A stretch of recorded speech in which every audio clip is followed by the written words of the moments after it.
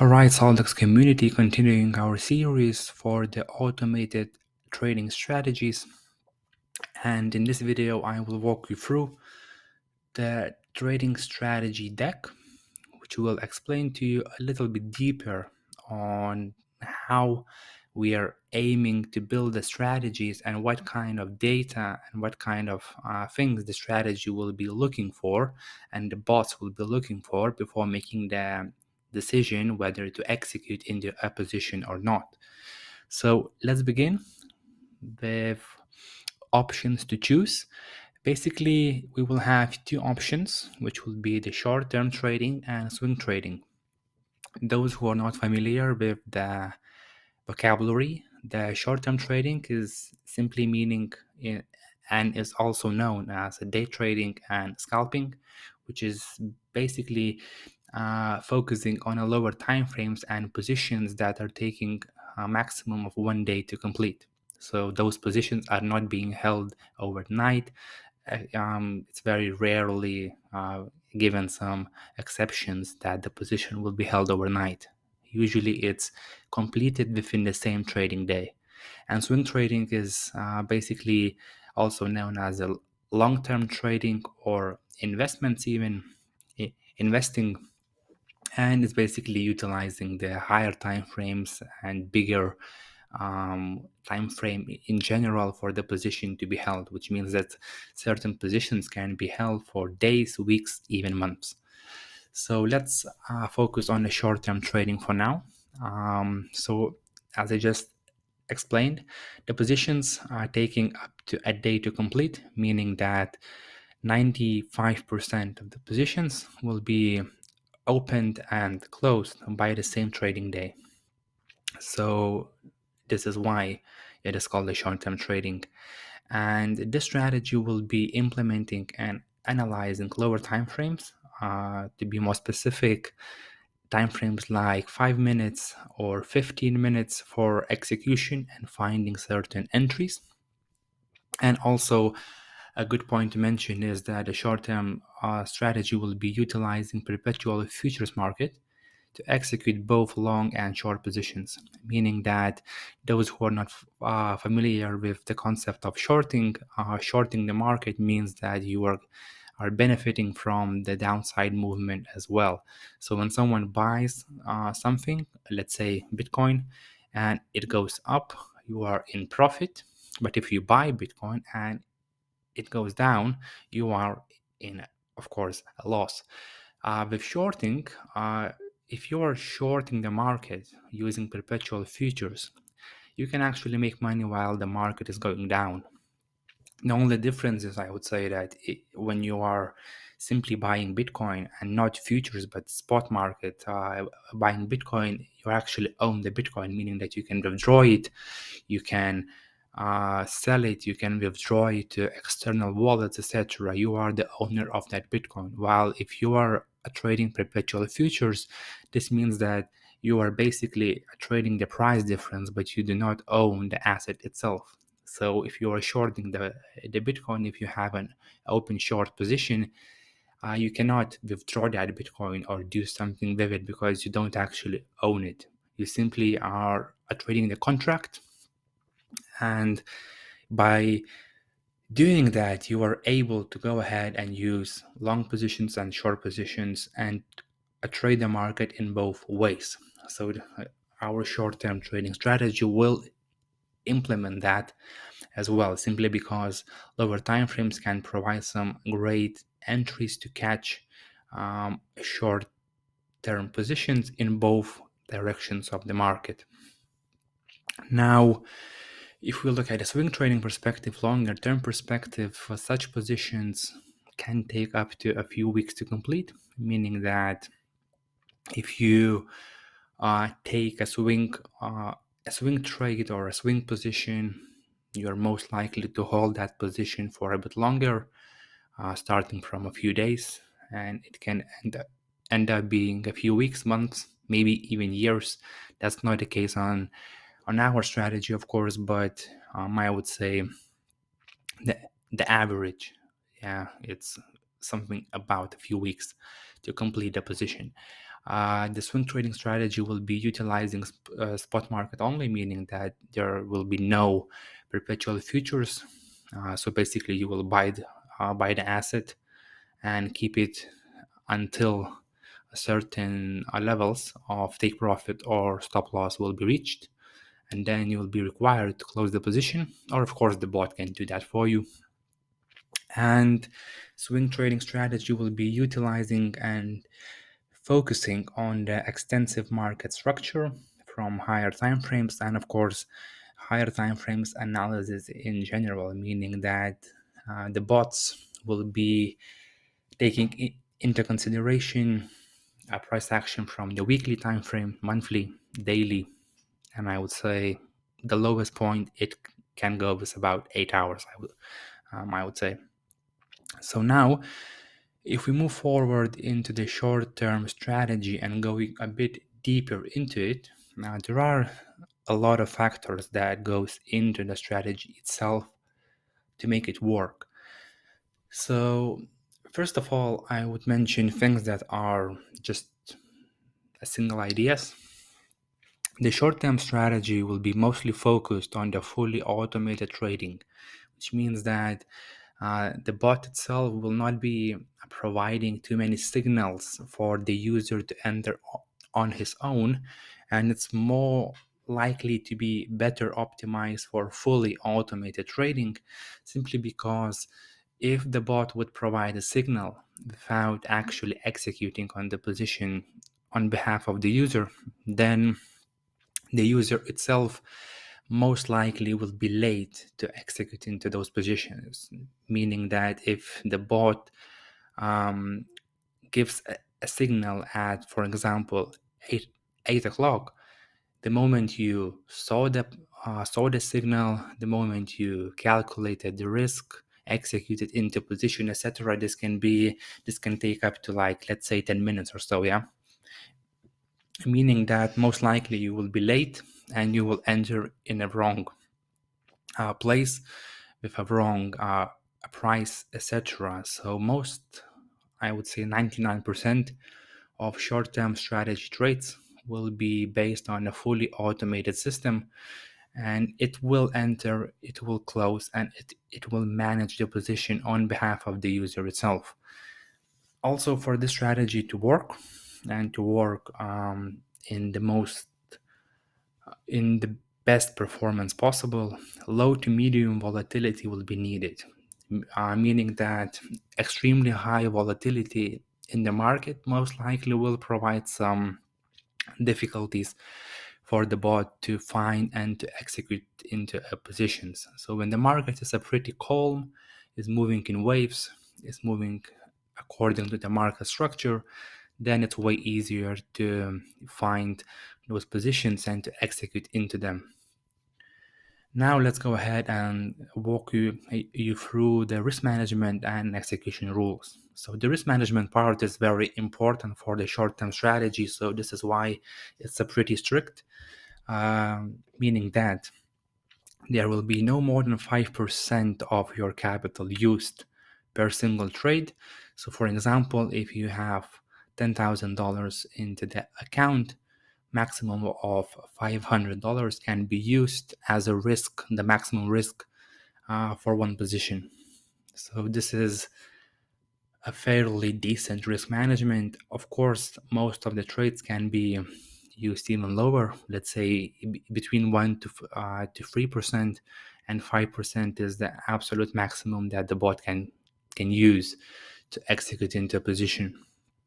Also, there will be no more than 2 positions per day. Also, important aspect to mention why the risk percentage is so low.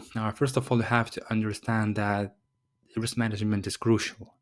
And if you are risking, let's say, 1% per trade, you can be wrong 10 times in a row, and you will still have 90% of your money left.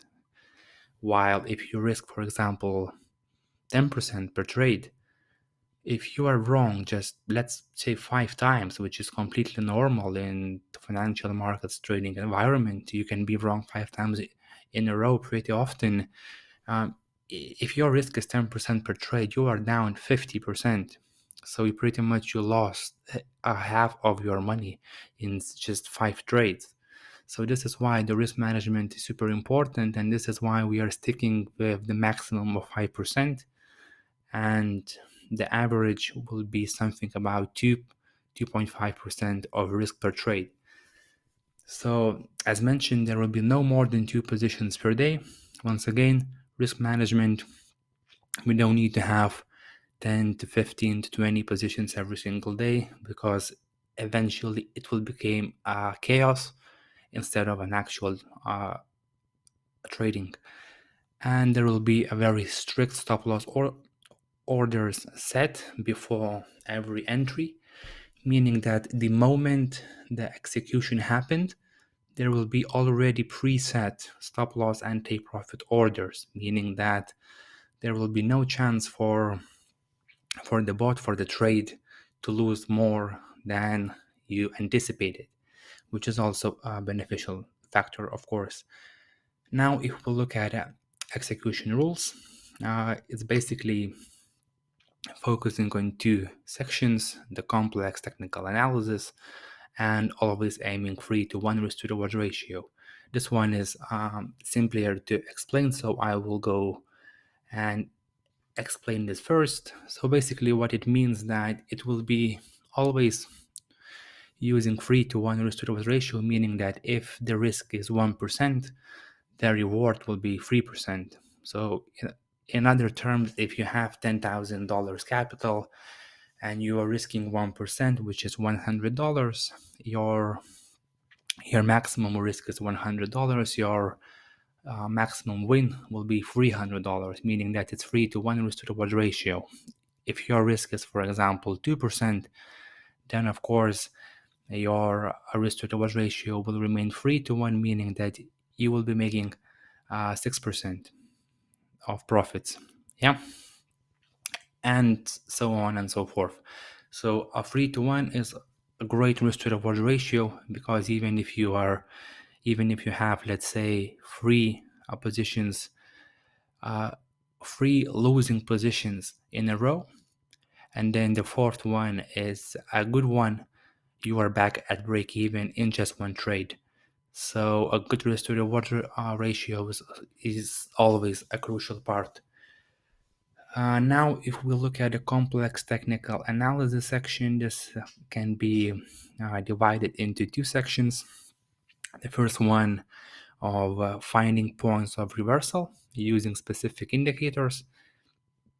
We cannot disclose the names and the settings, the parameters of those indicators, but basically using them, we are able to find points of reversal with a pretty good, with a pretty high accuracy, meaning that on the current testing, about 65 to 70% of the trades are successfully finding their reversal points, both from the upside and from the downside on shorting side, which is a pretty decent result, knowing that the risk to reward ratio is always 3 to 1.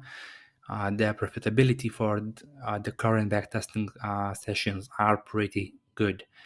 And the price action patterns, this includes certain patterns on a chart that the bot can identify and confirm. And if the pattern is identified, the bot will trade according to the pattern trading rules, even though we do have some modifications that we would not like to disclose at the moment, because that's our edge, but at least within the backtesting session. So if this will continue to perform as expected, then it will definitely be a good edge. If not, then we will be able to share that, so maybe future traders or others may skip wasting their time on backtesting the same thing. Now, if we move on to the swing trading strategy, which is are pretty similar in complexity, but it's utilizing completely different options. So first of all, the swing trading strategy execution works best when the volatility is low, meaning that you can enter the market when it's calm, but once you have the position in, the volatility is your friend, meaning that if it moves fast and quick, you are able to make money fast and quick. Of course, this applies to the opposite side as well of losing money. Yeah, because if you bought on a spot market and the volatility becomes massively higher and it goes massively lower, for example, then of course you are in a losing trade. But usually the volatility is your friend when you swing trading because then it takes less time to complete the positions.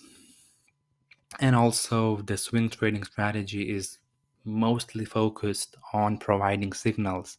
So, the automated trading bot will not be required too much for a swing trading strategy because the bot will be able to give you a signal, and that signal will be valid for hours, I would say, to execute, so everyone can be on time to execute into a position because it's not going to be super strict entry price, etc. It's always going to be around certain price, so everyone will have time to execute and then just simply set set the take profit and stop loss orders, or just simply know them, mark them, and then keep the position open and running for the time needed. Now, the asset selection part is also a bit different. Swing trading strategy will be focusing on the big market cap coins only, so it will not uh, trade and analyze small coins, tokens, etc. Anything outside top 100, I would say, is completely out of the range. Also, there will be a possibility to hedge using short-term strategy. So, for example, if you have a spot swing position, which is pretty much always a long position, so you buy spot and you hold the position until a certain price level.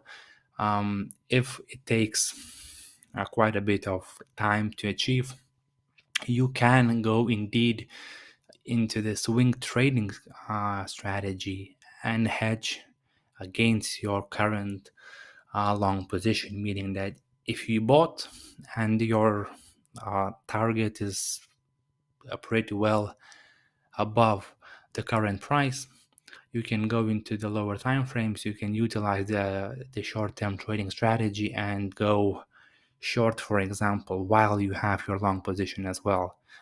A simple hedge, so you trade in both ways and utilize both moves in the market.